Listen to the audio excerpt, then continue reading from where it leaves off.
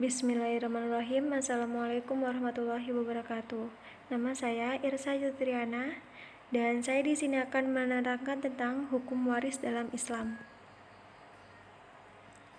Yang pertama, di sini dijelaskan tentang pengertian ilmu mawaris. Ilmu mawaris dari segi bahasa kata mawaris merupakan bentuk jamak dari kata mirasun yang artinya harta yang diwariskan.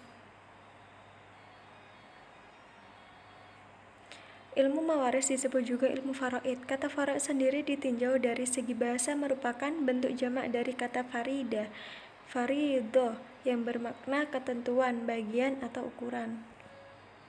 Rukun-rukun mawaris ada 3, yaitu 1 waris, 2 muwaris, 3 maurus.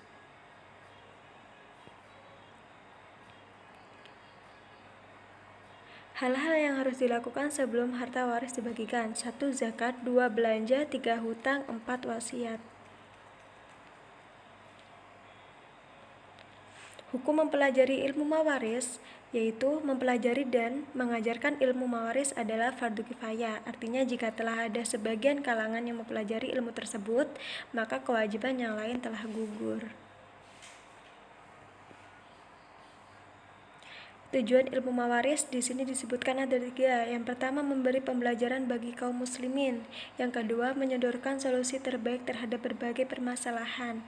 Yang ketiga, menyelamatkan harta benda si mayit hingga tidak diambil orang-orang yang zalim. Kedudukan ilmu mawaris. Ilmu mawaris mempunyai kedudukan yang sangat agung dalam Islam. Kala ilmu mawaris diterapkan secara baik, maka urusan hak Adam akan terselesaikan secara baik juga. Sebab-sebab seseorang mendapatkan warisan. 1. Sebab nasab. Yang kedua, sebab pernikahan yang sah. Yang ketiga, sebab wala atau sebab jalan memerdekakan budak. Yang terakhir, sebab kesamaan agama. Hal-hal yang menyebabkan seseorang tidak mendapatkan harta waris. Pertama, pembunuh. Kedua, budak. 3, orang murtad. Yang terakhir, perbedaan agama. Ahli waris yang tidak bisa gugur haknya: 1 anak laki-laki, 2 anak perempuan, 3 bapak, 4 ibu, 5 suami, dan yang terakhir istri. Klasifikasi ahli waris: 1 zawil furud, 2 ashabah, 3 mahjub. Sebab-sebab penstatusan mereka menjadi ahli waris: 1 ahli waris sababiyah, yang kedua ahli waris nasabiyah. Ahli waris yang tergolong zawil furud: 1 bapak, 2 kakek, 3 suami, 4 anak perempuan, 5 cucu perempuan, 6 istri, 7 ibu.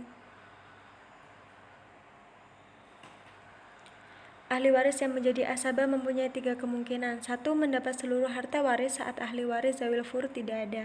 Yang kedua, mendapat sisa harta waris bersama ahli waris zawil furud saat ahli waris zawil ada. Yang ketiga, tidak mendapat sisa harta warisan karena warisan telah habis dibagikan kepada ahli waris zawil furud. Macam-macam asabah. Macam-macam asabah di sini ada 3. Yang pertama asabah binafsihi, yang kedua asabah bi al-ghoir, yang ketiga asabah ma'a al-ghoir.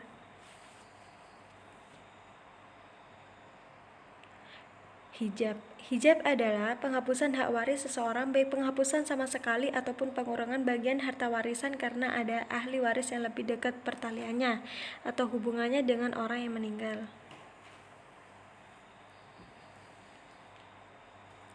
Hijab ada 2 macam, yaitu hijab hirman dan hijab nukson.